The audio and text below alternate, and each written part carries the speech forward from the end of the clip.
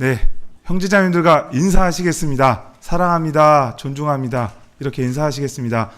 네, 사랑합니다. 존중합니다. 밤새 안녕하셨습니까? 네, 얼굴이 예뻐지셨네요.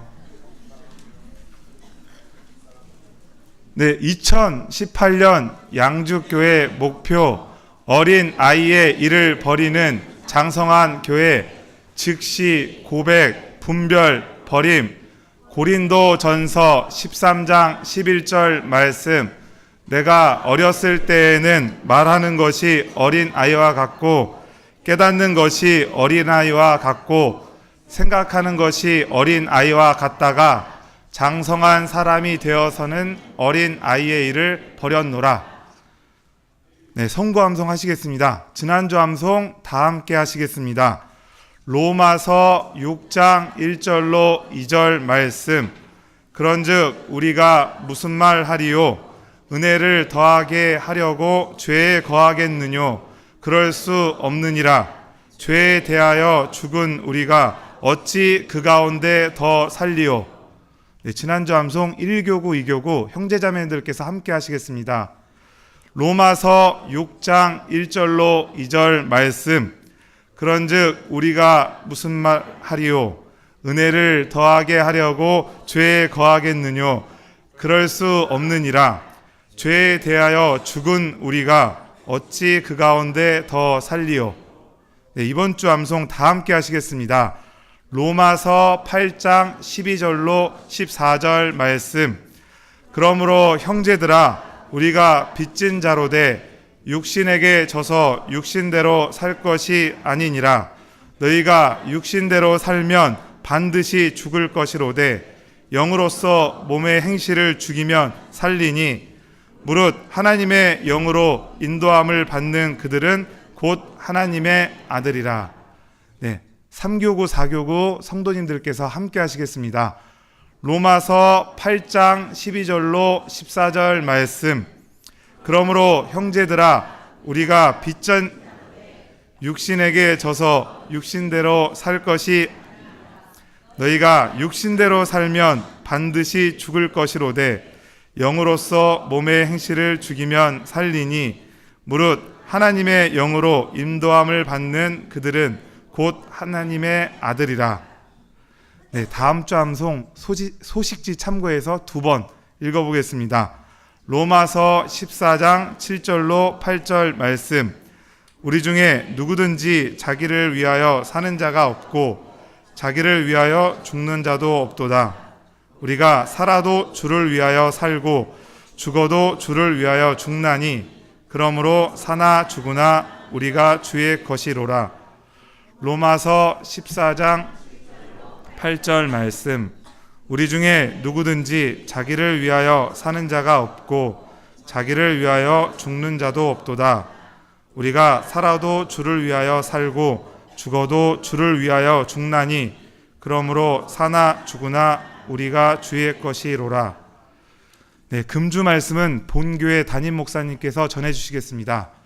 찬양대에서는 찬송가 94장 찬송하시겠습니다.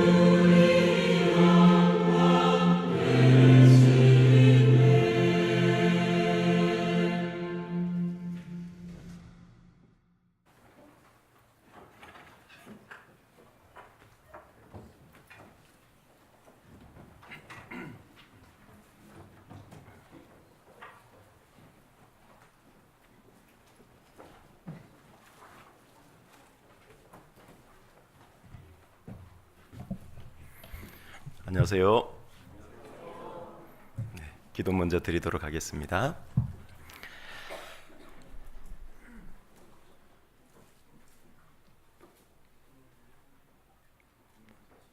오곡백과가 무르익는 이 가을에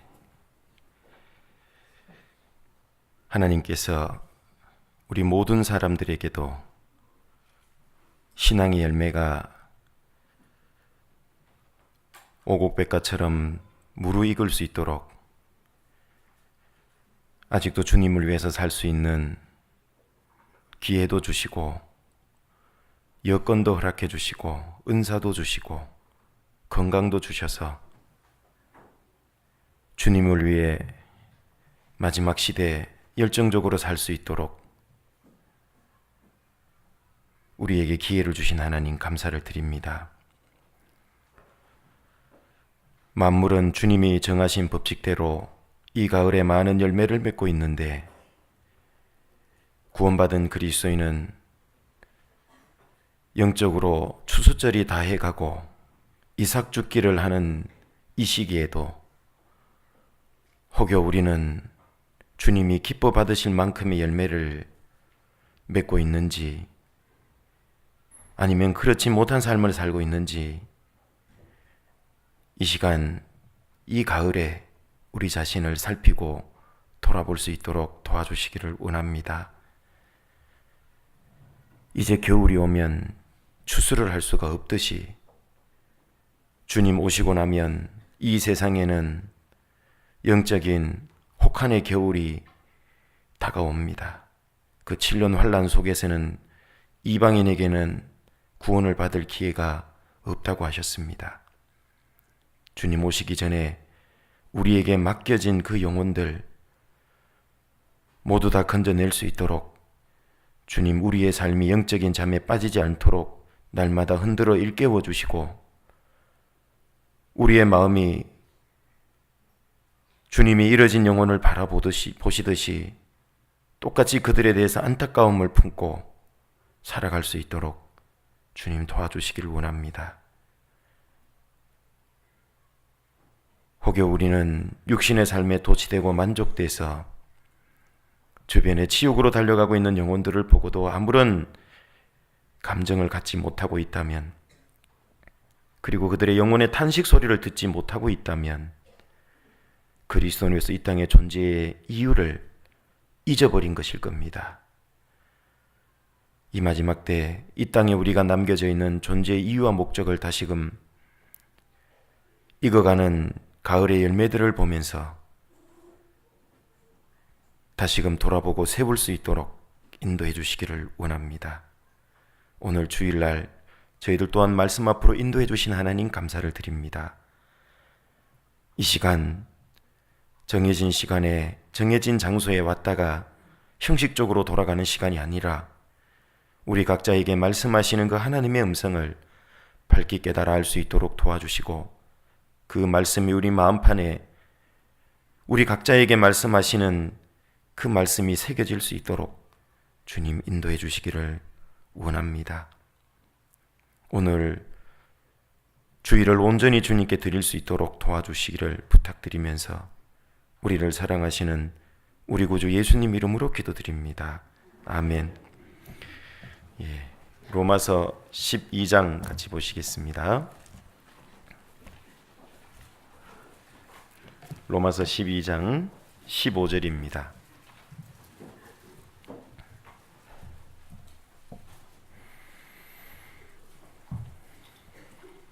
로마서 12장 15절 한 절만 같이 읽어보시도록 하겠습니다.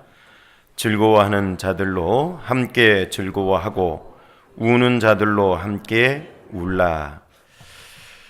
네, 그리스도인이 가져야 할 올바른 감정이라는 제목으로 오늘 세 번째 시간을 갖습니다. 큰 제목으로는 그리스도인이 가져야 할 감정 조절에 장성한 자가 되자, 여덟 번째 시간에 부제로 그리스도인이 가져야 될 올바른 감정인데요.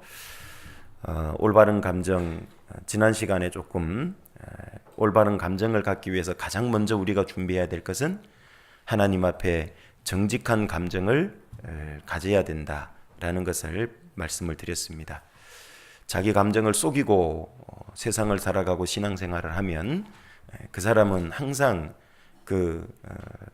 이 속인 그 감정이라는 것이 있기 때문에 사람하고의 관계도 하나님하고 관계도 일정 수준 이상 가까워질 수가 없고 성장하거나 발전할 수가 없습니다.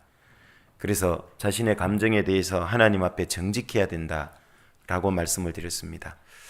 그래서 정직히 자신의 감정을 하나님 앞에 있는 모습 그대로 누가 미우면 미운 대로 자꾸 판단이 되면 판단이 되는 대로 그것을 솔직히 고백하고 알아야 된다고 되어 있습니다. 그런 것이 있음에도 불구하고 없는 것처럼 그렇게 하나님을 대하면 그건 하나님을 만홀히 여기는 게 될 겁니다. 하나님 앞에 자신의 감정에 대해서 솔직하고 정직하게 고백하고 인정할 때 그 사람은 고침과 치료를 받을 수 있다. 지난 시간에 좀 말씀을 드렸습니다. 그걸 끝까지 속이면 고침을 받을 수 없습니다. 그 상태로는 하나님께 귀하게 쓰임을 받을 수도 없고 하나님을 더 알아갈 수도 없고 말씀도 더 깊이 깨달아갈 수가 없습니다. 하나님 앞에 정직하는 것이 하나님 앞에 올바른 감정을 가지기 위한 가장 기본이고 바탕이 된다라는 것을 지난 시간에 말씀을 드렸습니다. 그리스도인이 가져야 될 마지막 시대 올바른 감정은 첫 번째로 공감이라고 지난 시간에 조금 배웠습니다. 우리는 반드시 이 공감력을 극대화시켜야 됩니다. 신앙생활할 때 이 공감의 이 능력, 힘을 이걸 간과하고 잊어버린 사람은 신앙이 제대로 성장할 수가 없습니다. 또 신앙이 무미건조해지기 쉽습니다. 우리는 신앙생활할 때 하나님에 대해서 하나님의 마음을 공감할 수 있는 그 능력, 힘을 가지고 있어야 됩니다. 그리고 형제 자매들에 대해서도 그 마음을 공감할 수 있는 힘과 능력을 가지고 있어야 됩니다. 이 시간 하나님께서 나에게 원하는 마음, 나를 대하는 감정이 어떻다라는 것에 대해서 나는 지금 공감이 되고 있을까? 또 교회 형제 자매님들에 대해서 나는 어떤 공감을 가지고 있을까? 그런 것이 없다면 신앙은 형식적이고 위선적일 수 있는 겁니다. 얼마나 그런 신앙은 재미도 없고 얼마나 무미건조할까요? 이 신앙의 감동과 감격은요, 바로 이 공감에서 온다는 걸 잊어버리면 안 됩니다. 지난 시간에 이 로마서 12장 15절 말씀에 대해서 잠깐 설명을 드렸죠. 즐거워하는 자들로 함께 즐거워하고 우는 자들로 함께 울라. 즐거워하고 울라라는 것은 그때 배운 것처럼요, 이 완료형의 시제가 아니라 현재형이라 그랬죠. 진행형이라 그랬습니다. 한 번 공감하고 끝내면 안 되고 계속적으로 공감해야 된다. 그래서 이 헬라어 원어에는 진행형으로 되어 있다 그랬죠. 현재 진행형입니다. 주님 앞에 갈 때까지 계속 이 공감하는 것을 멈추면 안 된다는 얘기입니다. 그리고 여기에 즐거워하는 자들로 함께 즐거워하는 것이 우는 자들로 함께 우는 것보다 더 힘든 일이라 그랬죠. 정말 안타깝고 슬픈 일을 보면 자연스럽게 안타까워하고 불쌍히 여김이 있고 연민의 정도 있고 그런 마음이 올라와요. 그런데 즐거워하는 자들과 함께 즐거워하는 게 사실은 더 큰 신앙을 요구한다고 지난 시간에 말씀드렸습니다. 남이 잘 되는 걸 보고 배아파지 않고 함께 즐거워한다는 것은요, 신앙의 더 높은 차원을 요구하는 겁니다. 사실 쉽지 않은 거거든요. 겉으로는 같이 좋아하는 것처럼 보이지만 그 한편에 시기 질투도 있고 심지어는 하나님께 대한 원망도 있을 수 있어요. 왜 누구는 잘 되는데 나는 안 되냐고.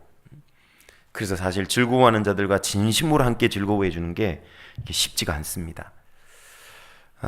지난번에 공감이 주는 유익을 좀 몇 가지로 말씀을 드렸습니다.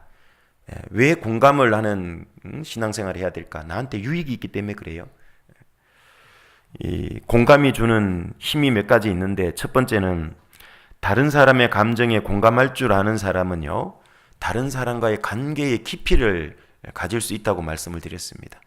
다른 사람에게 대해서 공감해 주지를 못하는 사람은요, 그 사람과의 관계의 깊이를 가질 수가 없습니다.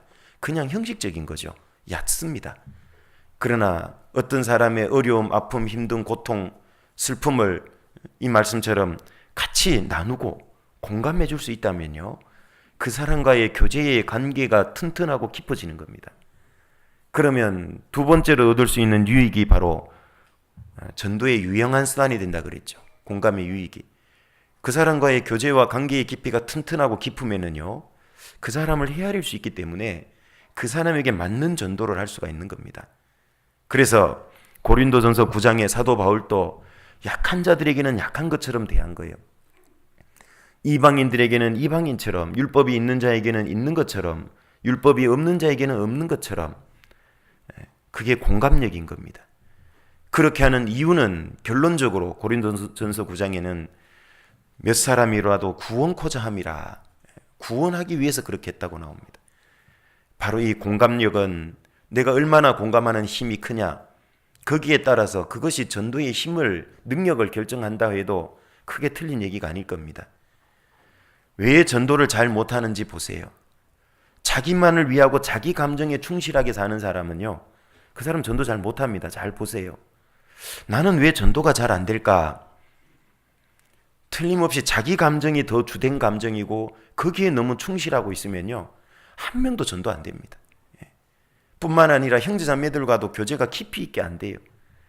형제자매들을 통해서 위로와 어떤 기쁨을 경험 못해요. 그 사람은. 왜? 공감하는 공감대가 없거든요. 공감의 띠가 없거든요. 그러니까 그냥 혼자 왔다 갔다만 하는 거예요. 그것은 바로 내가 형제자매들과 공감이 안 되고 있다는 뜻인 겁니다. 그래서 이 공감은요, 전도에도 유용한 수단이 되지만 형제자매들과의 교제의 관계도 아주 튼튼하게 한다 그랬죠.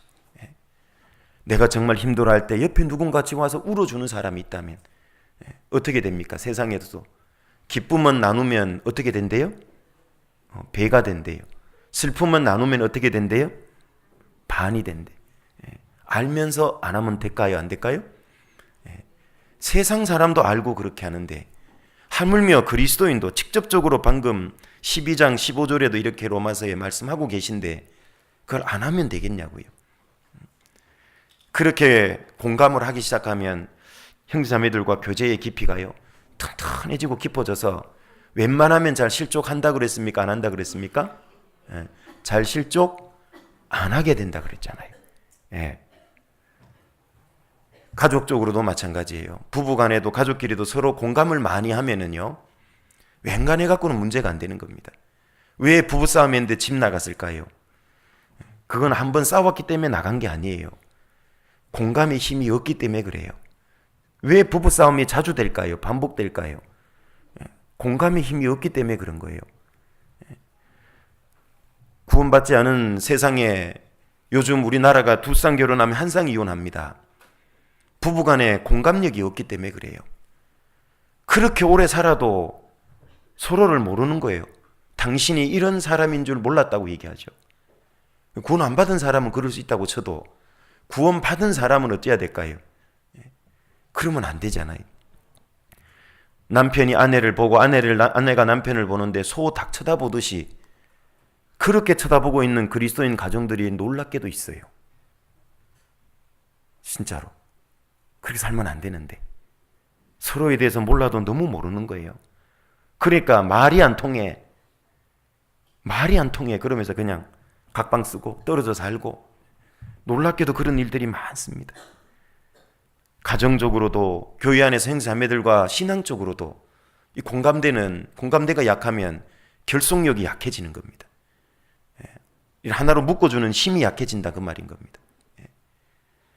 그래서 내가 형제자매들과 교제도 안 되고 주일 말씀 안 듣고 밥도 안 먹고 가버리고 모임도 참석 안 하고 자꾸 가버리고 이러는 거는요, 죄송하지만 나에게는 공감대가 없다 그 말이에요. 공감력이 약하다는 걸 그게 보여주는 신호고 사인입니다. 그럼 빨리 바꿔야 됩니다, 신앙을. 근데 그걸 알고도 계속 그런 생활을 반복하면 그 사람은 점점 신앙의 이 교제의 이 결속력이요, 서로 하나로 묶어주는 힘이 점점 와해되고 무너지고 약해져서 머지않아 그 세상으로 갑니다. 떨어집니다. 사인이 계속 빨간불이 켜지고 있고 노란불이 켜지고 있는데도 그거 못 깨닫고 있으면 안 되거든요. 그리고 이 공감이 주는 유익 네 번째는 신앙생활의 감정과 감격을 더 경험할 수 있게 한다 그랬잖아요. 형제자매들의 간증을 들을 때요, 모두의 때도 간증 들을 때 어떤 분은요 아무 생각 없이 이렇게 들어요. 그러니까 감정 다해서 이쪽에서 막 눈물 바다고 막 훌쩍훌쩍 우는데요, 왜 울지? 많은 분들이 막 감동됐다 그러고 그런데요, 뭔 일이 있었어? 전혀 공감대가 없는 거예요. 이런 분들은 성경을 보면 어떤 분은요 막 감동도 되고 눈물도 나고 감격도 되고, 이 속에 많은 성경의 인물 속에서 자기의 경우를 발견하고, 그 성경에 있는 인물들의 사건을 통해서 하나님이 말씀하시는 음성이 자기에게 들려지고, 그런 감동 감격이 있는 데 있잖아요. 어떤 사람은 성경을 읽어도 아무런 감동 감격이 없는 거예요. 하나님과 형제자매들과 공감대가 없어서 그래요. 그럼 신앙은 점점 메말라 가는 거예요. 점점 차가워져 가는 거예요. 그런 사람이 무슨 교제가 뜨겁게 되겠습니까? 전도가 되겠습니까? 신앙이 지켜지겠습니까? 신호입니다. 빨리 회복을 해야 되는 거죠. 그리고 다섯 번째로 공감이 주는 유익은요, 자기의 입술을 제어하는 능력이 됩니다. 공감을 잘 못하는 사람은요, 다른 사람에 대해서 쉽게 말을 내뱉어 버려요. 교회 일에 대해서 쉽게 말을 함부로 해버리는 겁니다. 그런데 이 공감하는 것을 잘하는 사람은요, 말을 함부로 하지 않아요. 왜? 틀림없이 저 사람이 저렇게 행동하고 저렇게 말한 데는 무슨 이유가 있을 거야. 그 사람이 왜 그랬을까 공감해 보려고 그러거든요. 그러면 말을 쉽게 내뱉을까요? 안 내뱉을까요? 쉽게 안 내뱉어요. 맞죠? 왜 저렇게 언행이 저럴까? 왜 그럴까 하고 알아보려고 그래요. 그 사람의 마음을 한번 공감해 보려고 하는 사람은 쉽게 말을 안 내뱉는다니까요. 그래서 입술을 제어하는 능력이 되는 겁니다. 그게 몸에 밴 사람은요, 말과 행동을 함부로 하지 않아요. 충분히 확인해보고 들어보려고 해요. 그래서 이 공감력을 높이기 위해서는 지난 시간에 말씀드렸죠. 첫 번째는 교제에 일단 열심히 참석해야 돼요. 이 교제라고 하면 첫 번째는 하나님과의 교제. 이 교제가, 하나님하고 교제가요, 뜨겁게 열심히 해야 됩니다. 그러려면 말씀도 많이 읽을 뿐만 아니라 묵상하고 삶에 적용을 해야 됩니다. 그래야 하나님 마음이 이해가 돼요. 또 실제 우리의 모임, 교제에도 많이 참석을 해야 됩니다. 그래야지만 형제 자매님들에 대해서 이해를 할 수가 있게 되잖아요. 모임을 참석 안 하고 그냥 말씀을 듣고 쌩쌩 가버리면은요, 계속 어떠냐면 객이에요. 그냥 영적인 가족으로서 공감대가 하나도 형성 안 되는 거예요. 교회가 무슨 일을 하고 교회가 큰 일을 앞두고 있어도 남 얘기예요. 그게 공감이 전혀 안 되는 얘기죠. 그래서 하나님과의 교제도 많이 가져야 됩니다.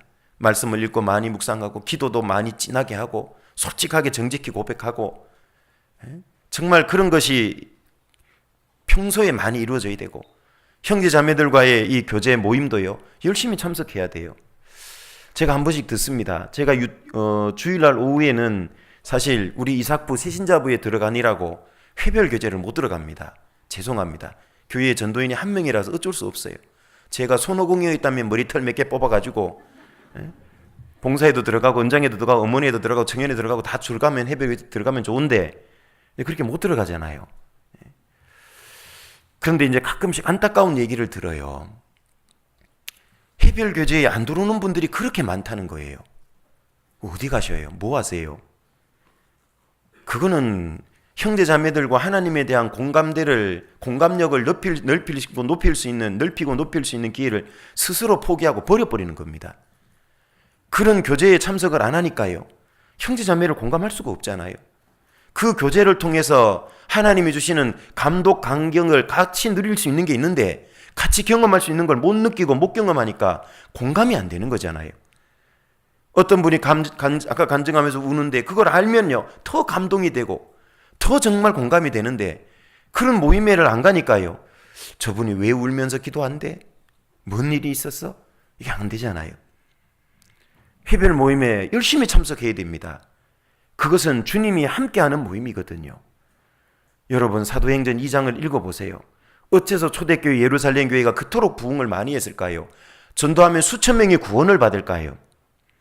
그들은 모이기를 힘썼다고 나오잖아요. 성전에 모이기를 힘쓰고, 왜 성전에 모였을까? 예루살렘 성전. 그 성전이 교회가 아니에요. 교회는 구원받은 무리죠. 그럼 왜 성전에 모였을까요? 초대교회는 건물이 없었잖아요. 그래서 성전 한 기퉁이 모퉁이 공간에서 처음에는 유대인들에게 복음이 전했으니까 거기서 모인 거예요. 자주 올라가고 하니까. 거기 유대인들이 또 많이 가니까 전도도 하고. 또 어떻게 말씀합니까? 집에서도 모이기를 힘썼다 그랬잖아요. 떡을 떼고, 요즘 말하면 음식도 해먹고, 모임 때마다 밥을 하시기도 하고 간식도 준비하시고, 그런 겁니다. 그리고 사도들의 가르침을 받아서 기도하기를 전혀 힘썼잖아요. 모이기를 전혀 힘썼잖아요. 그러니까 초대교회 예루살렘 최초의 교회는요, 힘이 있었던 거예요. 왜? 성도들이 한 마음이거든요. 다 같이 같은 공감대를 가지고 있었거든요. 그래서 전도하면 다 같이 막 전도하고, 교제할 때는 다 같이 교제하고, 그 전도의 역사가 크게 나타나는 거예요.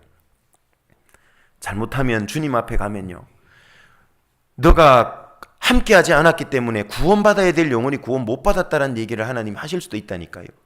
네가 열심히 교제에 참석했더라면, 네가 주님과의 교제의 관계, 형제자매들 교회와의 관계가 튼튼했더라면 너를 통해서 더 많은 영혼이 구원받았을 수 있었을 텐데, 너는 밥만 먹고 교제에 참석하고는 집에 갔다. 참 무서운 얘기 아니겠어요, 그죠? 나의 신앙의 공감력이 전도의 능력을 결정하고 교제의 힘을 붙어있는 능력을 결정하는 겁니다. 역시 붙어 있어야 돼요. 그래서 공감력을 높이기 위해서는 하나님과도 형제자매들과도 교제에 열심히 함께하고 참석해야 됩니다. 그래야지만 이 공감의 힘을 늘릴 수 있는 겁니다. 두 번째로는 적극적으로 경청하라는 거예요. 적극적으로 경청. 내가 성경을 읽는다면은, 묵상을 한다면요, 하나님의 음성을 듣기 위해서 적극적으로 경청해 봐야 돼요. 내가 아침에 성경을 읽는다면, 아니면 시간이 되는 시간에, 정한 시간에 성경을 읽는다면, 이 말씀을 통해서 하나님이 나에게 말씀하시려는 게 뭐지? 그런 마음으로 읽으셔야 돼요. 그게 적극적 경청입니다. 하나님이 나에게 무슨 말씀하려고 이걸 기록해 놓으셨지? 기도할 때도요, 내가 어렵고 힘든 얘기를 기도할 때는요, 하나님이 나에게 무슨 말씀하시는가를 적극적으로 한번, 기도 응답을 어떻게 하는가를 적극적으로 경청하는 자세로 기도해야 됩니다.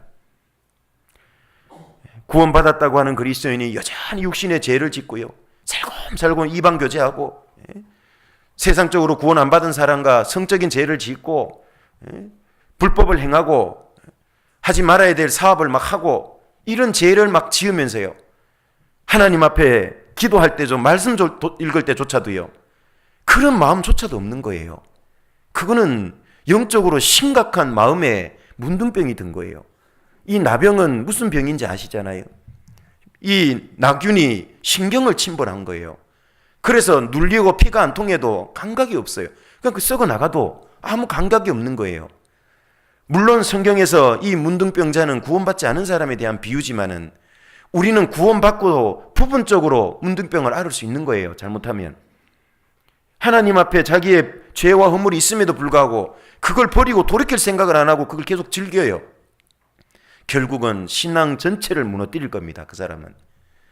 하나님과의 올바른 관계를 유지하고, 하나님이 무슨 말씀하시는가, 성경을 통해서, 기도를 통해서, 교제와 생자매들의 간증을 통해서 그걸 들어보면 어떨까요? 적극적으로 들으려는 마음으로 들으면요, 하나님이 듣게 해요. 그래서 요한계시록 2장 3장에도 뭐라고 말씀하십니까? 아시아의 7교회에 말씀하실 때 귀 있는 자는 성령이 교회들에게 하시는 말씀을 들을지어다 그랬잖아요. 교회들에게 하시는 말씀입니다. 이 교회 가운데 말씀을, 설교를 이렇게 들을 때도요, 하나님이 나에게 오늘 주일 이 시간에 나에게 무슨 말씀을 하신가, 나에게 원하는 게 뭘까, 적극적으로 경청해 봐야 됩니다. 그게 교회들에게 하시는 말씀을 들으라 그랬잖아요. 귀 있는 자가 어떤 귀입니까? 육신의 귀입니까? 아니잖아요. 영적인 귀인 겁니다. 이 육신의 귀가 다 있어도요, 못 들어요. 들을 귀가 없으면. 그 들을 귀가 없다는 게 뭘까요? 들을 하나님 음성을 듣는 걸 막고 있는 게 있다 그 말이에요. 육신의 죄든지 자기의 고집이든지 그것이 딱 막고 있으면은요, 하나님 음성이 안 들리는 거예요. 그래서 하나님 말씀 듣기를 적극적으로 경청해야 되고요. 또 형제자매님들의 간증을 듣기도 적극적으로 경청을 해야 됩니다. 저분이 왜 저런 얘기를 할까? 건너머 들으면 판단하게 돼요. 왜 다른 형제자매이 힘들고 어려운 얘기를 들었는데요, 그게 판단이 돼가지고 막 뒤에 가서 오히려 헐뜯는 얘기로 전락하고 그런 말이 옮겨질까? 그거는 적극적 경청을 안 해서 그래요. 그분의 마음을 공감을 못해서 그런 거예요. 비록 엉뚱한 얘기를 해도 잘 들어보세요. 왜 그 사람이 엉뚱한 얘기를 하는가? 그 사람의 마음을 좀 헤아려 보면요, 아, 저래서 저런 얘기를 하는구나. 공감이 되면 판단이 안 되고요, 분별이 되고 오히려 기도해 주게 됩니다. 그래서 적극적 경청해야 됩니다. 제가 그래서 지난 시간에도 그런 말씀을 드렸죠. 상담을 할 때도 열심히 들어드린다 그랬잖아요. 먼저 들어드리는 게 먼저예요. 그런데 어떤 분은 좀 심한 분도 계셔. 사실은 자기 얘기를 거의 1시간 넘게 계속해요. 2시간 가까이. 뭔 얘기하냐면 사러 온 얘기부터 이제 다 끄집어내가지고 속으로는 걱정이 돼요. 이거 오늘 상담해서 드리고 싶은 말씀을 드려야 되는데 그 시간도 없지 싶다. 아직도 끝내려면 한참 남은 것 같아. 그럴 때는 어쩔 수 없이 조금 제가 끊습니다. 끊어서 이제 건너뛸 거는 점프 시켜가지고 꼭 해야 될 얘기를 하게 하죠. 아, 그러셨군요. 그런데 지금 마음에 제일 문제되는 건 뭐세요? 하고 점프를 시켜드립니다. 이제 그러면 이제 얘기를 이렇게 하시고 하죠. 어떻든 그 얘기를 충분히 들어드리면은요, 그게 이해가 되는 거예요. 예? 아, 왜 이분이 문제에 걸렸고 이러구나. 그리고 그분 얘기를 충분히 들어드리면서요, 지난 시간에 공감력을 높이기 위해서 3번째로 또 한 가지 제가 언급드렸던 게 있어요. 뭐지요? 따라해 보세요. 맞장구. 기억나세요? 그 단세 다 잊어 잡수셨어. 추임새 맞장구예요. 그걸 꼭 해드리라 그랬잖아요. 어떤 분은 이게 막 감정에 복받쳐서 눈물로 막 간증하고 있고, 또 너무 심각해서 막 힘들면서 억지로 정말 힘들게 간증하는데요, 발장 딱 끼고 뭐 이렇게 들으면 안 된다 그 말이에요. 아이고, 그러셨군요. 근데 그것도 너무 형식적으로 하면 안 돼요. 그렇구나. 이거는 느껴지잖아요. 가끔 어떤 분은 그게 형식적인 게 너무 보여요. 그런데 이제 진짜 힘들고 그런 얘기 쫙 꺼낼 때 진심으로 이렇게 공감한다는 걸 표현하고 겉으로 드러내는 게요, 추임새고 맞장구잖아요. 얼마나 힘드셨겠어요. 저라도 그럴 수 있었겠네요. 제가 그랬잖아요. 추임새 맞장구는 그게 맞다라는 뜻이 아니라 그랬잖아요. 그죠? 그 사람이 잘못 생각한 것도 있을 수 있다고. 그러나 있잖아요. 야, 그 사람 분량에, 그 사람 환경의 신앙 수준에는 그럴 수도 있다고. 그래서 아이고, 그럴 수도 있었겠네요. 힘들었겠네요.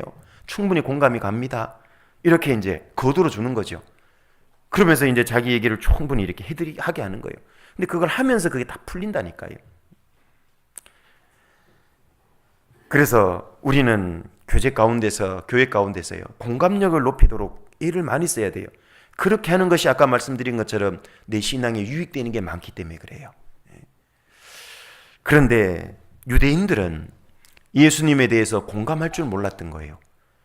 그러니까 예수님과 같은 마음을 그래서 품을 수가 없어요. 그래서 복음도 못 받아들였습니다. 누가복음 7장으로 가보시면은요, 그 시대가 어떤 시대인지 예수님은 이렇게 말씀하십니다. 누가복음 7장.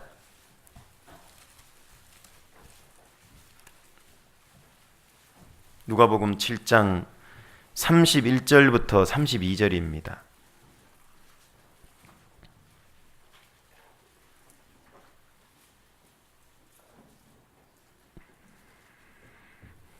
누가복음 7장 31절부터 32절 같이 읽어보겠습니다. 또 가라사대 이 세대의 사람을 무엇으로 비유할꼬? 무엇과 같은고? 비유컨대 아이들이 장터에 앉아 서로 불러 가로되 우리가 너희를 향하여 피리를 불어도 너희가 춤추지 않고 우리가 애곡을 하여도 너희가 울지 아니했다 함과 같도다. 공감할 줄 모르는 시대라는 거예요. 피리를 즐겁게 막 불고 하면은 같이 춤출만 하면 춤춰주고 해야 되는데, 같이 애곡하면 같이 울어줘야 되는데 그러지 못하는 시대다. 특히 그 시대 유대인들이 그러했다 그 말이에요. 예수님 당시 유대인들은 그 예수님의 눈물에 공감할 힘이 없었어요. 공감하지 못했습니다. 누가복음 19장 41절 이하에 보면은요, 예수님이 당시에 예루살렘 성을 보시고 우셨다고 나오죠. 그죠? 왜 우셨습니까? 이제 이 예루살렘 성 앞에는 평화를 볼 수 없기 때문에, 무시무시한 하나님의 심판이 임할 거기 때문에, 그럼에도 불구하고 유대인은 돌이킬 생각을 안 하니까 예수님은 우신 겁니다. 그 예수님의 눈물에 대해서 당시 유대인들은 공감하지 못했던 겁니다.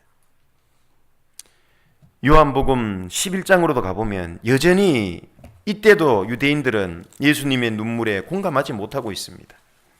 무슨 일입니까? 나사로에 죽었을 때도. 요한복음 11장 19절입니다.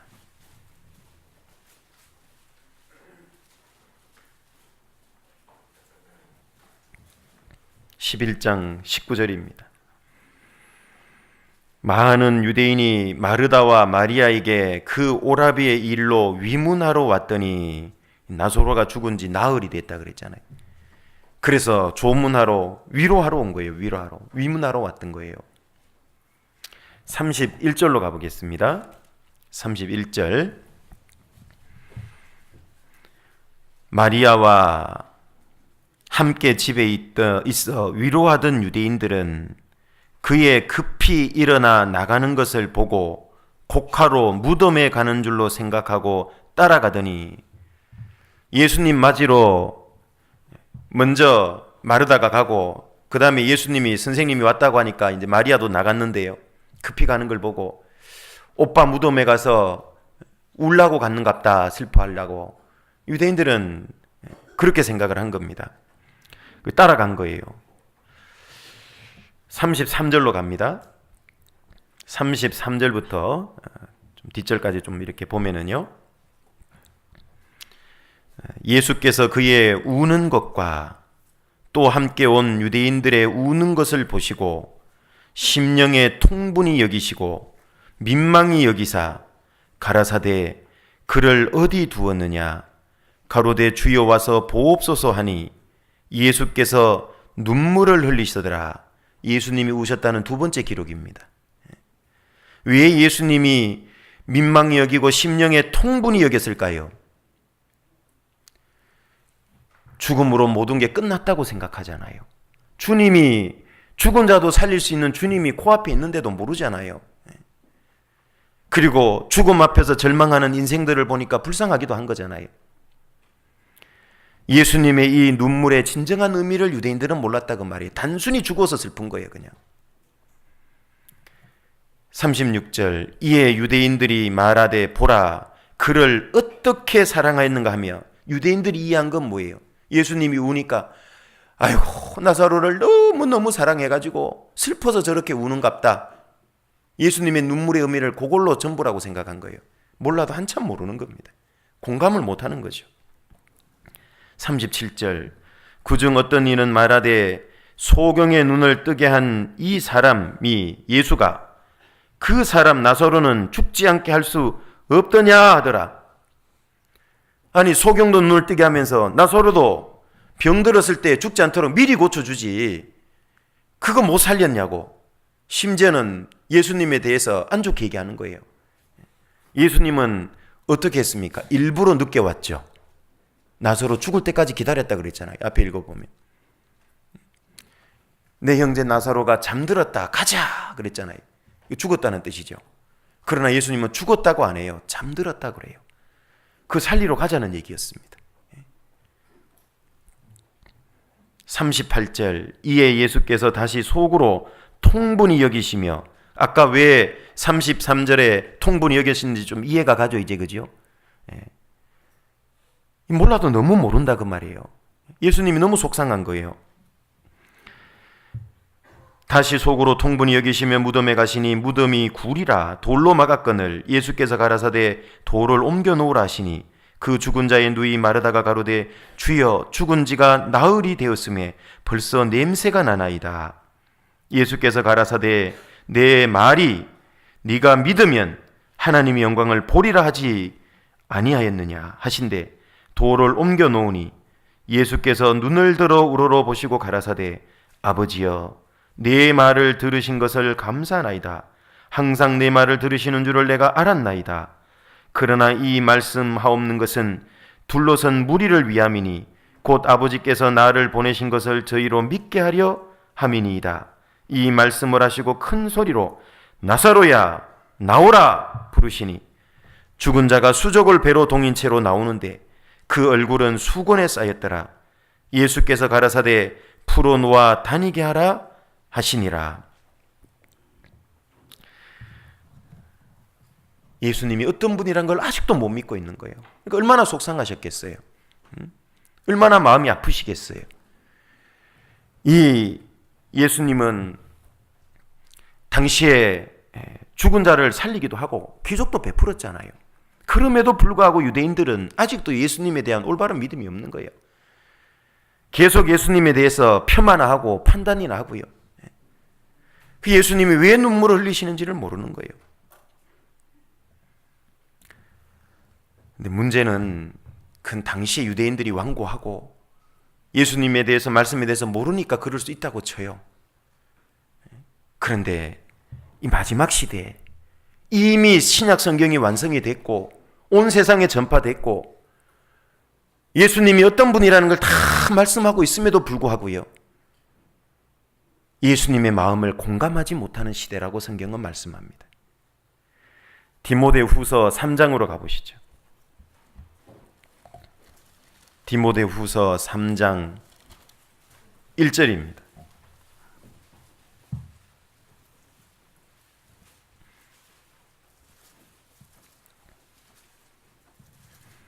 디모데후서 3장 1절부터 다 볼 수는 없고요. 3절까지만 보겠습니다. 내가 이것을 알라 말세에 고통하는 때가 이르니니 사람들은 자기를 사랑하며 돈을 사랑하며 자긍하며 교만하며 회방하며 부모를 거역하며 감사치 아니하며 거룩하지 아니하며 3절은 같이 읽겠습니다. 무정하며 원통함을 풀지 아니하며 참소하며 절제하지 못하며 사나우며 선한 것을 좋아 아니하며 마지막 시대에 될 모습을 예언해 놓은 겁니다. 말세에는 고통받는 때가 이르는다. 뭐 때문에 고통받느냐? 이런 것 때문에 고통받는데요. 그 중에서 3절에 보면 무정해요. 무정해. 다른 사람에 대해서 공감도 못하고 인정머리가 없다는 거잖아요. 마지막 시대 특징 중에 하나가요. 무정한 거예요. 다른 사람에 대해서 공감할 줄 모르는 거예요. 다른 사람의 아픔을 이해하지 않는 거예요. 무정한 겁니다. 구원 안 받은 사람 마지막 시대에는 정말 이럴 수 있죠. 이 사람들은. 그런데요. 구원받은 그리스도인도요. 까딱 잘못하면 이렇게 될 수 있다는 거 아십니까?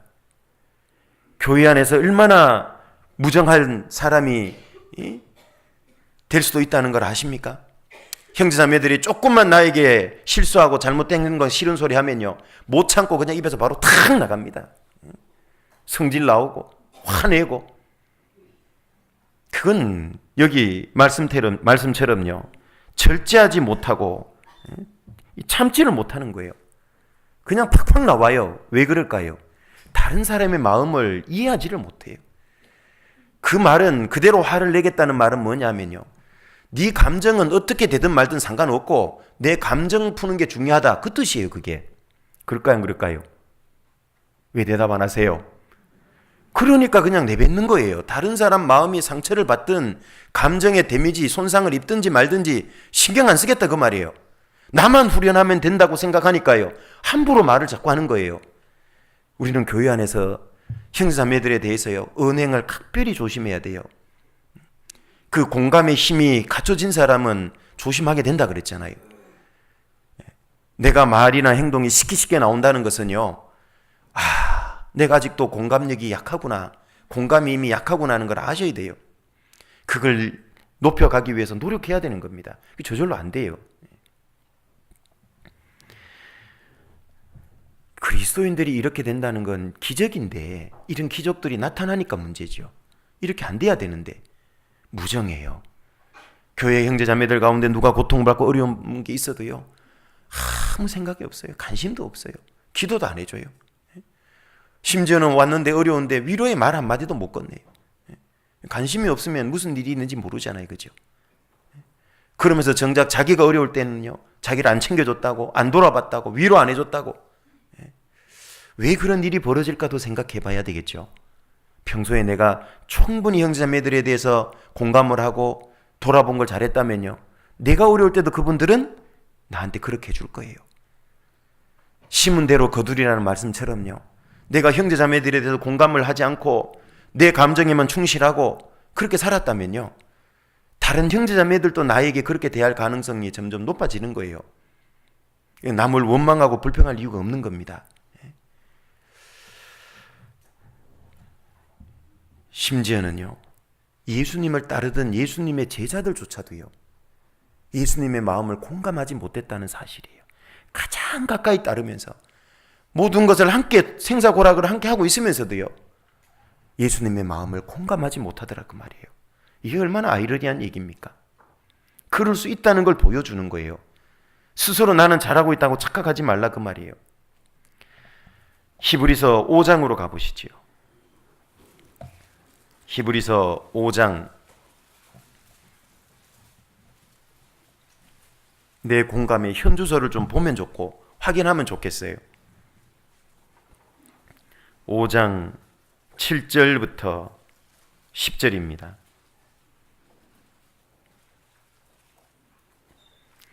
히브리서 5장 7절부터 10절입니다. 그는 육체에 계실 때에, 예수님이 육체를 입고 이 땅에 계실 때에 자기를 죽음에서 능히 구원하실 이에게 심한 통곡과 눈물로 간구와 소원을 올렸고 그의 경외하심을 인하여 들으심을 얻었느니라. 그가 아들이시라도 받으신 고난으로 순종함을 배워서 온전하게 되었은즉 자기를 순종하는 모든 자에게 영원한 구원의 근원이 되시고 하나님께 멜기세덱의 반차를 쫓은 대제사장이라 칭하심을 받았느니라.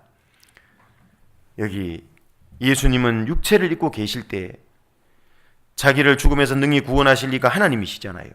하나님께 심한 통곡과 눈물로 간구와 소원을 올렸다. 여기에 예수님이 우셨다는 세 번째 기록입니다. 예수님이 언제 심한 통곡과 눈물로 기도했을까요? 십자가의 고난의 잔을 앞에 두고 계실 때입니다. 그렇죠? 땀방울이 핏방울이 될 정도로 그렇게 치열하게 싸운 겁니다. 자기 자신과. 아버지요, 할만하시거든 이 잔을 내게서 지나가게 하옵소서. 그렇게 기도하고는 그 다음 기도가 뭐예요? 그러나 나의 원대로 마옵시고 아버지의 원대로 되기를 원하나이다. 사복음서에는 그 장면에서 눈물은 안 나오지만은요, 여기 나오잖아요. 그때 눈물을 흘리신 겁니다. 눈물을 흘리면서 치열하게 기도하고 싸운 겁니다. 그런데요, 예수님은 그 겟세마네 동산에서 눈물을 흘리고 치열하게 싸울 때요, 제자들은 뭐 했습니까?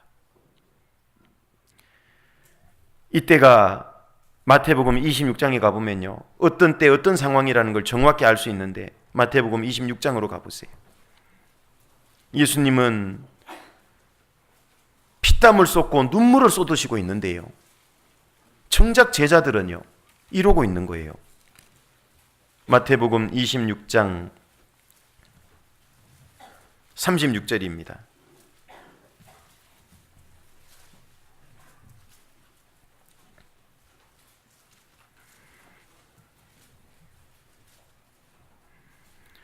(36절부터) 45절까지 좀 몇 구절씩 생각하면서 보겠습니다. 나누어서요.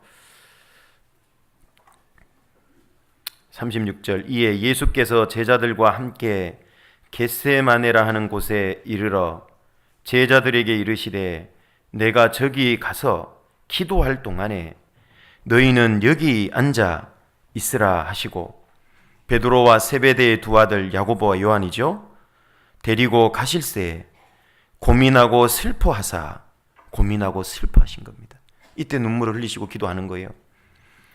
이에 말씀하시되 내 마음이 심히 고민하여 죽게 됐으니, 마음이 죽을 지경인 거예요. 너희는 여기 머물라 나와 함께 깨어 있으라 하시고요. 조금 나아가 얼굴을 땅에 대시고 엎드려 기도하여 가라사대 내 아버지여, 만일 할만하시거든 이 잔을 내게서 지나가게 하옵소서. 그러나 나의 원대로 마옵시고 아버지의 원대로 하옵소서 하시고, 이때 땀방울이 핏방울이 될 만큼 기도했다 그랬잖아요. 누가복음에는 그렇게 말씀하잖아요. 그게 과장된 표현이 아니라고 그러잖아요. 의학 용어로도 헤마티드로시스라 그러잖아요. 한국말로 혈안증이랍니다. 피땀이 섞여 나오는 증세입니다. 주로 어떤 사람에게 이런 증세가 나타나냐 하면 사형 언도를 받은 사형수가 형장에 끌려갈 때 이런 증세들이 많이 나타난답니다. 피땀을 흘리는. 예수님도 마음이 38절 말씀처럼 심히 고민하여 죽을 지경이 된 겁니다. 피땀을 쏟고 있어요. 너무너무 힘드신 거예요. 그래서 제자들에게도 38절 뒷부분에 보면 여기 머물러 나와 함께 깨어 있어 달라고 부탁한 거예요. 제자들에게 나와 함께 깨어 있어 좀 달라고. 40절 이렇게 기도하고 40절 제자들에게 오사 그 자는 것을 보시고 베드로에게 말씀하시되 너희가 나와 함께 1시 동안도 이렇게 깨어 있을 수가 없더냐. 그 짧은 길지도 않는 시간에 그 시간도 못 깨어 있더냐. 예수님 마음이 어떠했을까요? 가장 예수님 마음을 알아주고 공감해주고 위로해주고 힘이 돼줘야 될 그 상황, 그리고 그 힘이 돼줘야 될 그 사람들이 자고 있는 거예요. 예수님 마음은 얼마나 아프셨을까요? 얼마나 외로우셨을까요? 얼마나 힘드셨을까요? 그런데 이 상황이 지금도 일어나고 있을 수 있어요. 우리가 주님의 마음을 공감하지 못하면 지금 이 시대에도 주님을 그렇게 구원받은 그리스도인이면서 외롭게 만들 수 있다는 사실에 우리는 정말 경각심을 가져야 돼요. 그렇게 만들 수 있다니까요. 지금 내가 그렇게 만들고 있을 수도 있어요. 정말 잘 생각해 보세요. 주님이 얼마나 외로우셨을까. 그리고 41절에 시험에 들지 않게 깨어있어 기도하라. 마음에는 원이로되 육신이 약하도다 하시고. 예수님의 일종의 안타까운 말씀이에요, 이게. 그런데 이걸 잘못 이용하는 분들이 있잖아요. 자기 신앙생활 걸핏하면 넘어지고 육신에 타협하고 죄 짓고 빠져 있으면서 하는 말이 제가요 마음은 원인데 육신이 약해서 그래요. 아니 그게 그때 써먹으라고 하신 말씀이냐고 이게. 이 말씀을 한 취지도 모르고 주님의 안타까움이에요 이게 사실은. 42절 다시 두 번째 나아가 기도하여 가라사대 내 아버지여 만일 내가 마시지 않고는 이 잔이 내게서 지나갈 수 없거든. 십자가의 고난의 잔이죠. 아버지의 원대로 되기를 원하나이다 하시고 다시 오사 보신즉 저희가 자니 이는 저희 눈이 피곤함일러라. 제자들은 그 수제자 3명은 심지어 두 번째 기회조차도 실패한 거예요. 아니 첫 번째 그 얘기를 들었으면 어떻게 해야 될까요? 정신 차려야 되지 않을까요? 하다못해 눈에 이쑤시개라도 꽂아가지고 벌리고 있어야 되지 않아요? 그 노력이라도 해야 되는 거 아니에요? 그 노력조차도 안 해요. 그 노력. 그냥 자는 거예요. 문제는 내가 그럴 수도 있는 거예요. 내가 지금 그럴 수도 있어요. 주님이 나에게 두 번째 기회를 주셨는데 그러고 있을 수 있다 그 말이에요. 두 번이 아니라 어떤 사람에게는 20번째 기회를 주고 있는데도 그러고 있을 수도 있어요. 그리고 43절입니다. 또 저희를 두시고 나아가 세 번째 동일한 말씀으로 기도하신 후 이에 제자들에게 오사 이르시되 이제는 자고 쉬라. 보라 때가 가까웠으니 인자가 죄인의 손에 팔리우느니라. 가장 필요로 하는 순간에 전혀 도움이 되지 못한 사도 제자들, 그리스도인이 이럴 수 있다는 거 아십니까? 도움이 되기는커녕 이거는 힘 빼는 거 아니에요? 더 절망하게 만드는 거 아니에요? 십자가의 고난의 잔 때문에도 이렇게 심히 고민하여 죽을 지경인데 기껏 3년 반 가르치고 함께했던 그 제자들이라는 사람들이요, 예수님을 더 힘들게 만든 거예요. 사실은 우리도 그럴 수 있어요. 정작 구원받았다고 하는 사람 때문에요, 주님을 더 아프게 하고 힘들게 할 수도 있어요. 내가 그럴 수도 있어요. 지난 시간에도 말씀드렸잖아요. 한 지체가 고통을 받으면 모든 지체가 고통받는다. 그게 공감이라 그랬잖아요. 같이 경험이 돼야 되잖아요. 제가 오죽했으면 그때 꿈 얘기까지 해줬습니까? 꿈에 개 걷어차다가 책상 걷어찬 얘기까지 해드렸을까요? 주님은 너무 아파하고 힘들어하는데 제자들은 그걸 못 공감하고 있어요. 교회 안에서요, 똑같은 일이 벌어져요. 주님이 아파하고 힘들어하고, 형제자매, 주님의 몸된 교회의 지체예요. 그게 주님이에요. 형제자매들이 아파하고 힘들어하는데 그걸 공감 못하고 있을 수도 있다니까요.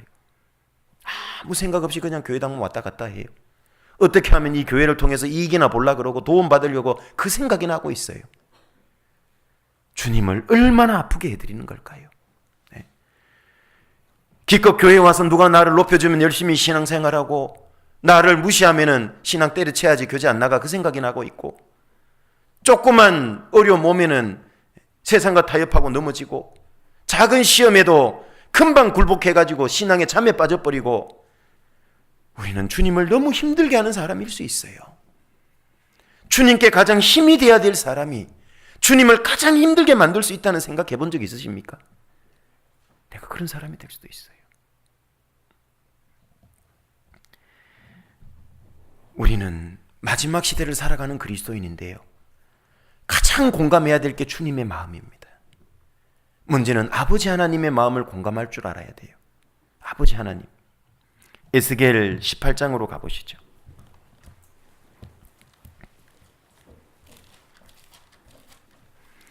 에스겔 18장 21절부터 23절까지 말씀입니다. 에스겔 18장 21절부터 23절입니다. 그러나 악인이 만일 그 행한 모든 죄에서 돌이켜 떠나 내 모든 율례를 지키고 법과 의를 행하면 정령 살고 죽지 아니할 것이라. 그 범죄한 것이 하나도 기억함이 되지 아니하리니 그 행한 의로 인하여 살리라. 나 주 여호와가 말하노라. 같이 읽겠습니다. 내가 어찌 악인의 죽는 것을 조금인들 기뻐하랴. 그가 돌이켜 그 길에서 떠나서 사는 것을 어찌 기뻐하지 아니하겠느냐. 이게 하나님 마음이에요. 우리가 이거 좀 공감해야 돼요. 하나님은요, 심지어 악인이라 할지라도, 죄인 중에 더 악한 사람 악인이잖아요. 하나님은 악인이라 할지라도 그들이 그 죄악 중에 죽는 걸 기뻐하지 않으세요. 그들이 그 죄에서 돌이켜서 구원받는 걸 기뻐해요. 그 하나님의 마음을 공감한다면 어떻게 입을 다물 수 있을까? 구원받고 지금까지 살면서 전도 정말 한 명이라도 정말 제대로 해봤을까? 물론 구원받은 지 얼마 안 된 분은 아직 조금 이룰 수 있지만, 구원받은 지 좀 된 분들은 한번 생각해 봐야 됩니다. 내가 지금 왜 살아가냐? 내가 죽지 않고 살아서 여호와 행사를 선포하리로다가 우리의 그리스도인의 존재의 이유와 목적이잖아요. 그죠? 그 시편 118편 17절이 우리의 존재의 이유와 목적입니다, 여러분. 그런데 그 목적을 잃어버리고 살아가는데 왜 살아가요? 아무 생각이 없기 때문에 사는 겁니다. 그게 우리의 존재의 이유와 목적인데, 그 목적을 상실하고 사는데 어떻게 사냐? 어떻게 가능할까 사는 게? 아무 생각이 없다는 얘기입니다. 죄송합니다. 신앙적으로 아무 생각이 없는 겁니다. 세상적인 욕심, 목적은 많을 수 있겠지만 이제 우리는 존재의 이유와 목적을 회복해야 됩니다. 그게 주님의 하나님의 마음을 헤아리는 겁니다. 하나님 마음을 공감할 수 있는 거예요. 하나님의 마음을 공감하는 사람이 하나님 뜻대로 사는 거예요. 그렇지 않을까요? 하나님 마음을 모르는데 어떻게 하나님 마음 원하시는 마음대로 우리가 살 수 있을까요? 어떻게 하나님 마음을 기쁘게 해드릴 수 있을까요? 하나님 마음을 공감을 못하는데. 예레미야 8장으로 가보겠습니다. 예레미야 8장 20절입니다. 예레미야 8장 20절.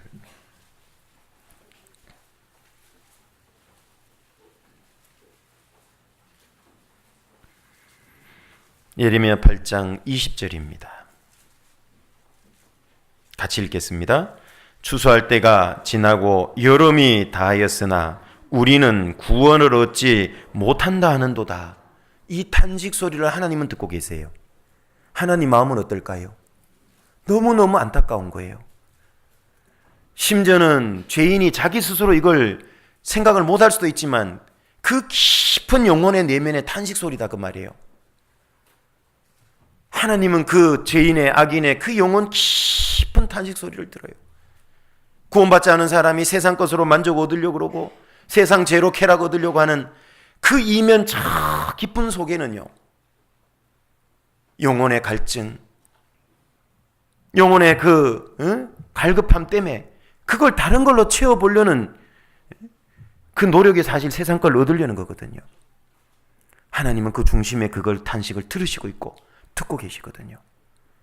그 소리를 나는 듣고 있냐 그 말이에요. 하나님의 마음을 통해서 우리는 이 소리를 들어야 됩니다. 하나님이 이 소리를 들으신대요. 우리가 하나님 마음을 이해를 하고 공감을 해야 이 소리가 들립니다. 하나님 마음 공감해야 될 가장 중요한 것 중에 하나는 이뤄진 영혼을 향한 간절한 마음, 안타까운 마음, 불쌍히 여기는 마음, 우린 그걸 공감할 수 있어야 돼요. 전도한 사람이 구원 받고 안 받고는 그 다음 문제고요. 그 사람을 건지려는 마음이 있어야 된다. 어떤 분은 교회에 봉사하고 섬기는 건 열심히 하고 그걸로만 만족하는데요. 아닙니다. 그게 목적이 되면 안 돼요. 우리가 왜 교회 와서 봉사하고 열심히 하고 말씀 듣고 이런 걸 합니까? 전도 때문에 그런 겁니다. 영혼 때문에 그런 거예요. 놓치면 안 되는 겁니다. 봉사는 열심히 하는데요. 전도는 한 명도 안 해요. 그건 잘못된 겁니다. 그걸 마르다 신앙이라 그러죠. 잘못된 신앙입니다. 두 번째로 우리는 예수님의 마음을 공감할 수도 있어야 돼요. 예수님의 마음을 공감하기 위해서는 어떻게 해야 되냐? 예수의 마음을 품어야 되는 겁니다. 빌립보서 2장 5절에 너희 안에 이 마음을 품으라. 곧 그리스도 예수의 마음이니. 그 예수의 마음을 품어야 예수님의 마음이 공감이 된다니까요. 예수님의 마음이 뭡니까? 가장 낮아지고 겸손한 마음 아닙니까? 그는 근본 하나님의 본체시지만 자기를 낮춰서 자기를 비웠어요. 종의 형체를 입고 죽기까지 복종한 거예요. 가장 낮춘 마음. 그래야지만 예수님이 구원자가 되잖아요. 죄인의 대표로 죽어야 되잖아요. 우리는 그 마음을 공감해야 돼요. 예수님이 우리에게 원하는 마음은 겸손하고 낮아진 마음, 죄인을 건지려는 마음, 그 주님과 같은 마음을 갖기를 원해요. 마태복음 9장으로 가보시면 여기 예수님의 마음이 있습니다.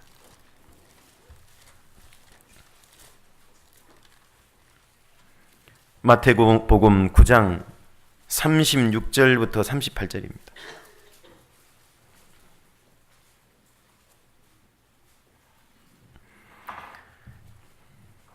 마태복음 9장 36절부터 38절입니다. 무리를 보시고 민망히 여기시니 이는 저희가 목자 없는 양과 같이 고생하며 유리함이라. 이에 제자들에게 이르시되 추수할 것은 많되 일꾼은 적으니 그러므로 추수하는 주인에게 청하여 추수할 일꾼을 보내어 주소서 하라 하시니라. 구원받지 못한 유대인들을 보니까 예수님 마음이 너무 아프고 안 좋은 거예요. 그들은 목자 없는 양과 같다고 얘기하죠. 고생하며 유리한다. 왜? 이스라엘은 많은 랍비도 있고 바리새인 서기관 사두개인 제사장도 있는데 왜 목자 없는 양과 같다고 그러셨을까요? 참 목자인 예수님과 같은 목자가 없는 거예요. 예수님은 그 이스라엘 민족을 볼 때마다 마음이 그렇게 아픈 거예요. 그래서 예수님 스스로가 참 목자가 되셨잖아요. 그런데 혼자만으로 할 수 없다 그 말이에요. 추수할 일꾼을 보내어 주소서 하라. 추수하는 주인이 하나님이십니다. 추수할 일꾼을 보내주소서 하라. 그 기도를 하면 어떤 추수할 일꾼을 보내주소서 하라, 그게 뭐냐면 그 기도예요. 기도하라 그 말이에요. 기도하면 어떻게 될까요? 주인의 마음을 품을 수 있어요. 맞습니까? 예. 예수님의 마음을 품을 수 있어요. 공감할 수 있기 때문에 그래요. 기도를 해야 공감할 수 있어요. 추수할 것은 많은데 일꾼이 적어요. 기도하면요, 그 사람부터 자기가 하나님의 일꾼이 되는 거예요. 자기를 드리기를 힘쓰는 겁니다. 기도를 하면 주님의 마음을 가지고 공감을 해요. 그러면 그 사람은 자기를 주님 위해서 드리지 않을 수 있냐 그 말이에요. 드릴 수밖에 없잖아요. 먼저 자신이 일꾼이 되는 겁니다. 우리도 충분히 기도하다 보면요, 주님 마음을 깨닫게 되고 가질 수 있고, 주님을 위해서 어떻게 살아야 되겠다는 결단이 생기고 격동이 되고 사라져지는 겁니다. 근데 기도조차도 안 하면 주인의 마음을 품고 받고 깨달을 수가 없어요. 예수님 역시 잃어진 영혼들을 향한 안타까움이 있잖아요. 그 하나님의 마음을 예수님도 가졌어요, 안 가졌어요? 가지고 있잖아요. 하나님의 마음을 예수님은 공감해요, 안 해요? 공감하고 계시잖아요. 그럼 우리도 예수님 마음을 똑같이 공감하는 게 마땅하지 않냐 그 말이에요. 예수님이 머리고 우리는 몸이라 그랬잖아요. 머리의 마음을 몸도 공감해야 되는 거 아니냐 그 말이에요. 머리는 지금 물컵을 들기를 원하는데요, 그 손이 그 마음을 공감 못하면 어떻게 될까요? 문제가 있는 거예요. 주님이 그토록 원하는 걸 우리도 공감해야 된다. 여러분, 11월에는 집회가 없잖아요. 왜 없냐? 한 달 열심히 전도해보자고. 12월 첫 주 마지막 대전도 집회가 있잖아요. 우리가 그때 하나님 마음을 공감해보는 거예요. 최선을 다해서 전도하고, 전도했는데 영원히 못 온다면 참석해서 기도하고 봉사하고, 얼마나 중요한 거예요. 그래야 같은 주님의 마음, 영혼을 건지려는 마음을 공감할 수 있잖아요. 어떤 분은 집회를 하는데도 안 오는 분이 가끔 계세요. 물론 회사 일 때문에 정말 바빠서 안 오는 건 양심에 문제가 없을 겁니다. 그런데 조금만 노력하고 조금만 애쓰면 피곤해도 올 수 있는데, 조금만 미리 조절하면 시간을 낼 수 있는데 아예 관심이 없으니까 안 하는 거예요. 그러면 안 될 겁니다. 요한복음 4장으로 가보시면 여기에 또 하나의 예수님의 마음이 있습니다.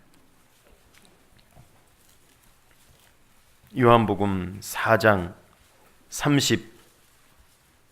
35절 36절입니다.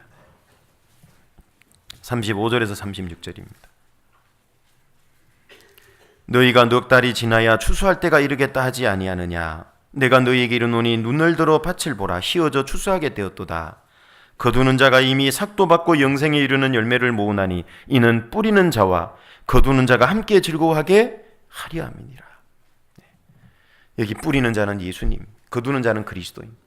주님은 함께 기뻐하고 즐거워하려고 그래요. 뭘로? 전도를 통해서, 추수를 통해서. 그게 주님의 마음이에요.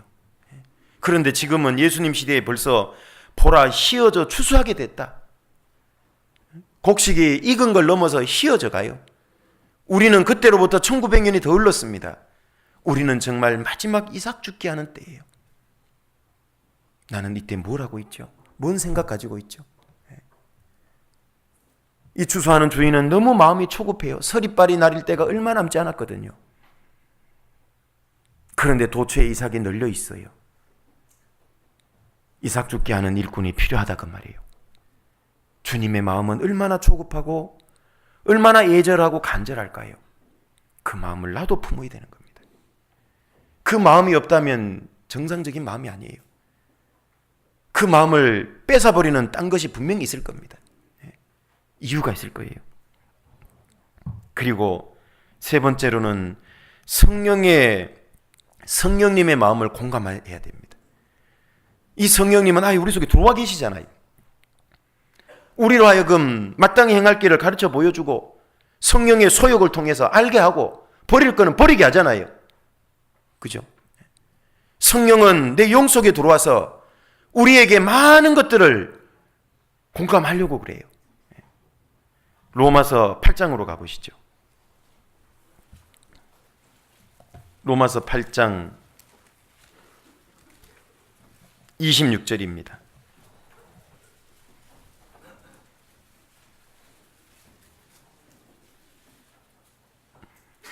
로마서 8장 26절 이와 같이 성령도 우리의 연약함을 도우시나니 우리가 마땅히 빌 바를 알지 못하나 오직 성령이 말할 수 없는 탄식으로 우리를 위하여 친히 간구하시느니라. 27절 마음을 감찰하시는 이가 성령의 생각을 아시나니 이는 성령이 하나님의 뜻대로 성도를 위하여 간구하심이니라. 성령이 내 속에서 탄식하고 있어요. 너무 힘들어하고 아파해요. 왜? 나의 부족 죄 때문에. 그런데 나는 아무 느낌이 없어요. 공감 못하고 있는 겁니다. 성령님이 아파하는 걸 같이 아파할 수 있어야 그게 공감하고 있는 거예요. 그죠? 예. 그리스도인은 성삼위 하나님의 마음을 공감할 수 있는 이 땅에서 유일한 존재라는 거 아십니까? 이 세상 그 어떤 누구도 하나님 마음을 공감 못해요. 누구만. 진짜 거듭난 그리스도인만. 구원받지 않은 교회당 왔다 갔다 하는 기독교인도 성삼위 하나님 마음을 정확히 공감 못합니다. 그러나 정말 구원받은 그리스도인이라면 공감하는 게 맞을 거예요. 그죠? 그게 정상이다 그 말이에요. 고린도전서 2장 16절로 가보세요. 고린도전서 2장 16절입니다.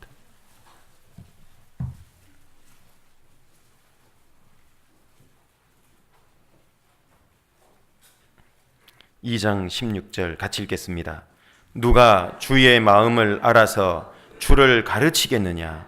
그러나 우리가 그리스도의 마음을 가졌느냐?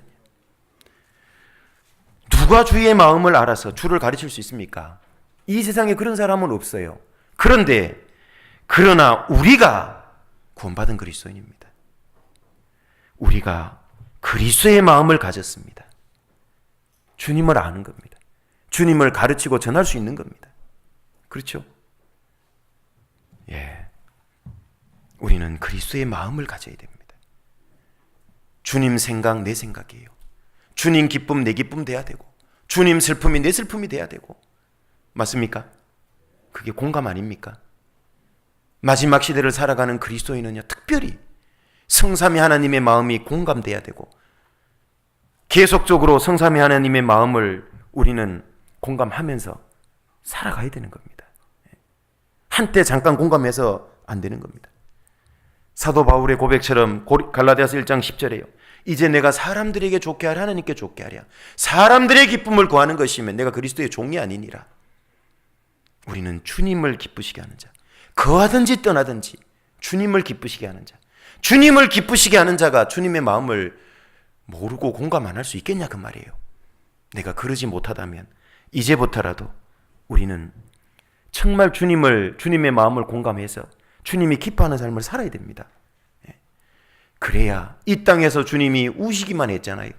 3번 우신 기록도 보셨잖아요. 단 한 번도 웃지 못한 그 주님을요, 내가 주님의 마음을 헤아리고 주님의 뜻대로 살아간다면 주님은 이 시간 천국에서 웃으실까요? 안 웃으실까요? 왜 대답 안 하세요? 웃으실까요? 안 웃으실까요? 웃죠. 웃죠. 주님은 기뻐하실 겁니다. 내가 이 땅에 살 동안에는 눈물뿐이었지만 이제 천국 와서 너 때문에 즐겁다. 너가 나의 기쁨의 면류관이다. 최고의 영광 아닙니까? 최고의 기쁨 아닙니까? 그러려면 주님의 마음부터 공감하고 주님이 지금 나에게 원하는 삶이 뭔지를 생각해 보세요. 알고 있잖아요. 말씀을 통해서 알고 있잖아요. 성령의 소욕을 통해서 알고 있잖아요. 주님의 행하심의 본을 통해서 알고 있잖아요. 공감했다면 그렇게 한번 살아보세요. 주님을 웃게 한번 해드려 보세요. 주님이 얼마나 행복하실까요? 이 세상의 하찮은 벌레 하나가 나를 행복하게 만듭니까? 웃게 만듭니까? 그렇게 못하잖아요. 그런데 하나님 보실 때 나는요, 땅의 티끌보다 작아요. 벌레보다 작은 존재라고. 그런 내가 하나님을 웃게 만들 수 있고 기쁘게 만들 수 있다는 것은, 이건 정말 엄청난 일 아닙니까? 어떻게 가능하냐? 우리는 주님의 마음을 헤아릴 수 있는 사람이거든. 이제 한 달 동안 열심히 한번 전도해 봅시다. 그래서 11월 대전도 집회 예외 없이 다 전도해 봅시다. 올해 1년 동안 우리가 전도했다가 하루라도 말씀 들었던 분, 심지어는 전도했지만 못 왔던 분 있잖아요. 다 한번 우리 초대해보고 정말 그분들을 위해서 한 달 동안 열심히 헌신해서 한번 전도해 봅시다. 그게 주님을 기쁘시게 하는 겁니다. 그래서 12월 올해 마지막 집회는 정말 멋있게 한번 주님이 기뻐 받으시는 집회로 한번 멋있게 마무리 해보면 좋지 않겠어요? 이 목소리 갖고는 좀 안 될 것 같은데. 네, 감사합니다. 진짜 그렇게 한번 열심히 살아봤으면 좋겠어요. 같이 기도하겠습니다. 은혜로우신 아버지 하나님, 감사를 드립니다. 구원받은 그리스도인 우리 각자가 은혜 시대 마지막 때 주님을 정말 기쁘시게 해드리는 자가 될 수 있도록 주님의 마음을 더욱 공감할 수 있게 노력하고 애쓸 수 있게 도와주옵소서. 그러기 위해서 더욱 말씀을 가까이 하고 교제를 가까이 하고 기도를 가까이 하고 형제자매님들의 간증에 귀 기울이고 형제자매님들의 삶의 모습에 우리의 눈을 크게 뜰 수 있도록, 그래야 우리의 마음이 하나님의 마음으로 충만해질 수 있도록, 우리의 마음이 뜨거워질 수 있도록, 주님처럼 뜨겁고 감동과 감격에 겨워서 살 수 있도록 도와주시기를 원합니다. 식어진 마음, 이뤄진 영혼을 보고도 안타까워하는 마음도 없고 애절한 마음도 없고 간절한 마음도 없는, 이 땅에 살았다는 이름은 있으나 마치 4대 교회처럼 죽은 자처럼 살아가지 않기를 주님 간절히 소원합니다. 우리 양주교회 모든 식구들 올 한 해를 주님의 은혜의 복음을 전하면서 주님을 기쁘시게 해드리는 한 해로 대미를 장석할 수 있도록 도와주옵소서. 예수님 이름으로 기도드립니다. 아멘. 같이 찬양하시겠습니다. 오늘은 은혜 찬송 같이 찬양하시겠습니다. 은혜 찬송가 156장입니다. 은혜 찬송 156장 같이 찬양하시겠습니다.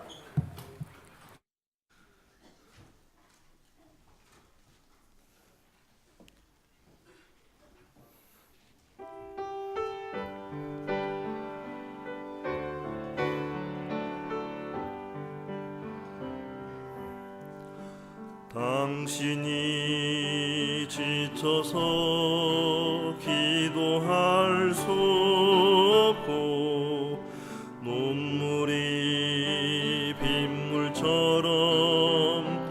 흘러내릴 때 주님은 아시네. 당신의 약함을 사랑으로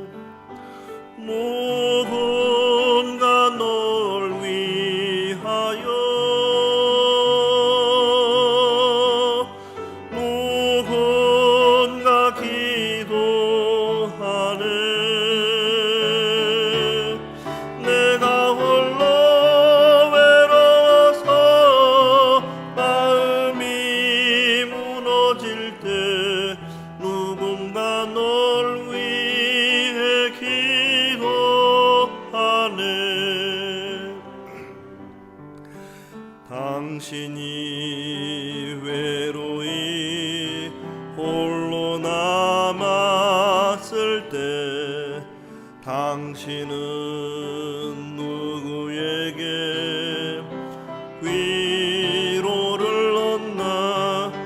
주님은 아시네. 당신의 마음을 그대 홀로 잊지 못함을.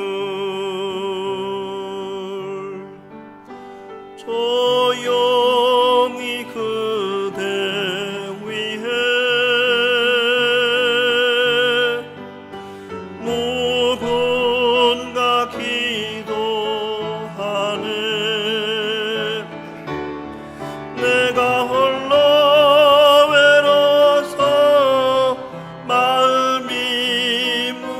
어려워질 때 누군가 널 위해 기도하네. 광고해 주시겠습니다.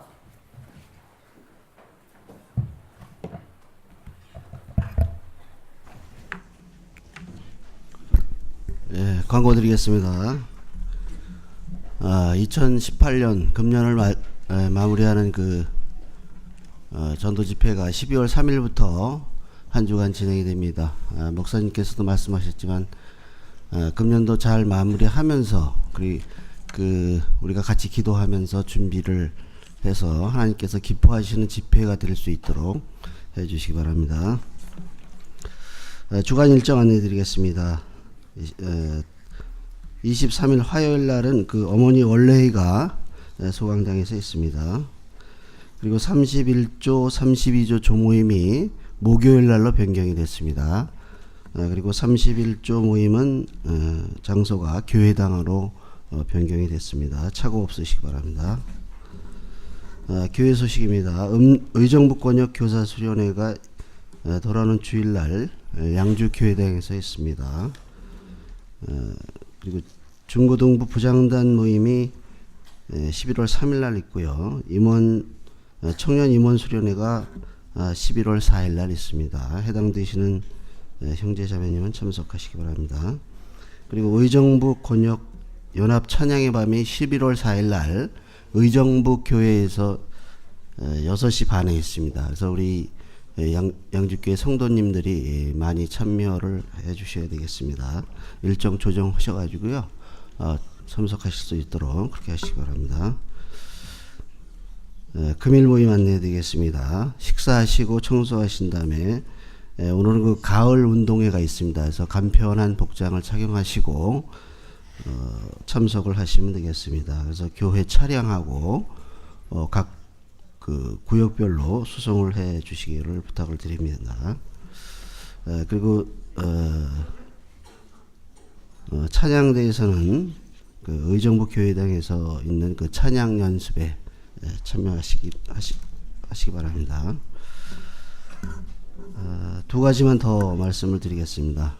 내년도 그 주소록 작성을 준비를 하고 있는데요. 각 구역장님들께서는 구역 명단하고 사진하고 이렇게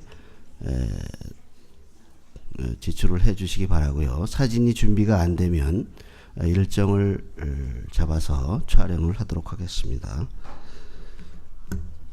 그리고 이제 차량을 운전하시는 그 형제자매님들이 많으신데요.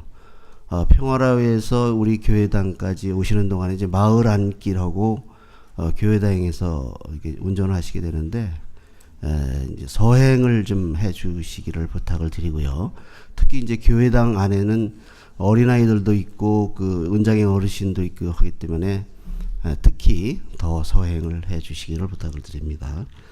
그리고 차량 그 앞편에 연락처가 표시가 되어 있는데 누구나 알아볼 수 있도록 이렇게 표시를 좀 해주셨으면 감사하겠습니다. 식사 맛있게 하십시오.